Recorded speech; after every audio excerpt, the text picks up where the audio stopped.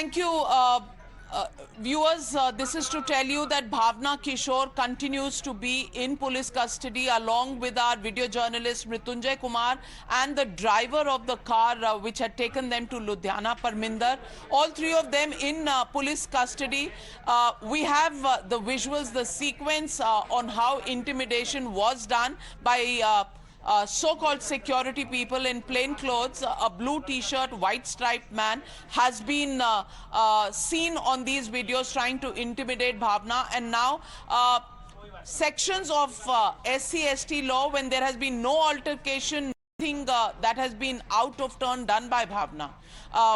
I'm joined at this moment by Miss Smriti Irani. Smriti Irani ji, she's Union Minister for Women and Child Development. Smriti Irani ji, times now न भारत की reporter भावना किशोर, हमारे video journalist Mrityunjay Kumar और driver Parminder को arrest कर लिया है Punjab police ने।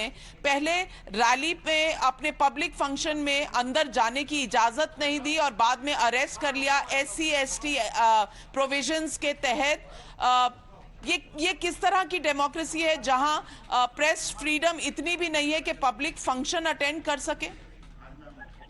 मुझे लगता है कि ऑपरेशन शीश महल के बाद जिस प्रकार से आपकी रिपोर्टाज पे कटाक्ष हुआ है वो स्वाभाविक था, लेकिन मैं स्तब्ध हूँ कि एक महिला पत्रकार के साथ इस प्रकार से कानून का दुरुपयोग कर उनको एक हताशा की व्यवस्था से जोड़ना और कानून का दुरुपयोग करने का प्रमाण जो आप अपने चैनल पर दिखा रहे हैं वो वर्तमान में मैं तो नहीं देख पा रही हूँ, लेकिन मैं स्तब्ध हूँ कि अब तक जो जर्नलिज्म की कम्युनिटी है वो म्यूट स्पेक्टेटर क्यों बनकर बैठी है।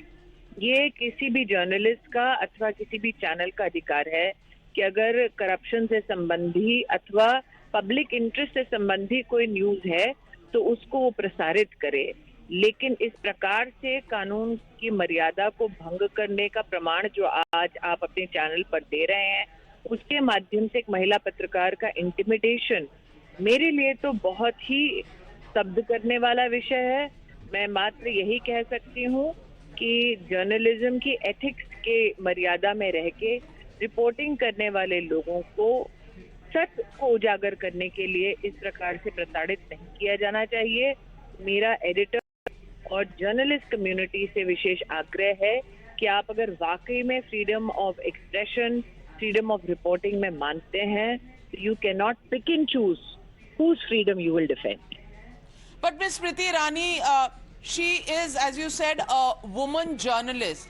As the Women and Child Development Minister, I want to ask you, professional महिलाएं जो काम करने जाएंगी और मीडिया में रहेंगी, अगर उन्हें इस तरह से इंटिमिडेट किया गया। I don't think this is about the gender of the journalist.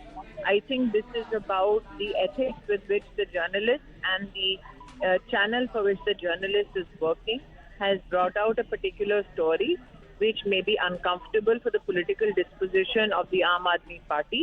But I think this blatant misuse of the instrument of law to subjugate to a political cause, especially a female journalist, is shocking for the entire nation.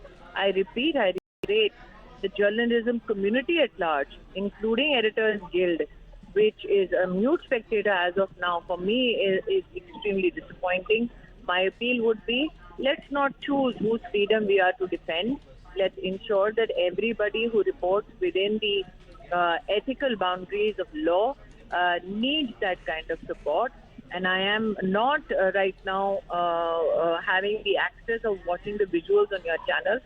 I'm depending on your audio description of the same. But if they are men who are trying to intimidate a female reporter, I think that is an indication of a complete breakdown of a constitutional framework of engagement with the local government. Not just men intimidating her, Miss Smriti Irani, मैं आपको बताना चाहती हूँ कि जब उसे arrest किया गया, sorry, we've lost that call with Smriti Irani. This clearly shows the overstepping of the by Punjab police, and it cannot be far from the truth that the Punjab police is acting on the basis of political pressure by the party that runs the police and law and order in the state, which is the Aam Aadmi Party. Times Network stands together. Times now नव भारत और times now की reporter भावना किशोर के साथ हम सब खड़े हैं, इंतजार कर रहे हैं कि अगला कदम क्या होगा। अब तक 19 घंटे हो चुके हैं, भावना किशोर को रिलीज नहीं किया जा रहा। कानून के कई इस तरह के सेक्शंस लगाए गए हैं। अब तक उसे कोर्ट में भी कब प्रोड्यूस किया जाएगा इसकी जानकारी नहीं मिल पा रही है। ये किस तरह का कानून है जहां एफआईआर की कॉपी भी नहीं दी जाती? What is the legal defence that we can make? The question continues to baffle us right here in the newsroom. We'll continue to follow this story.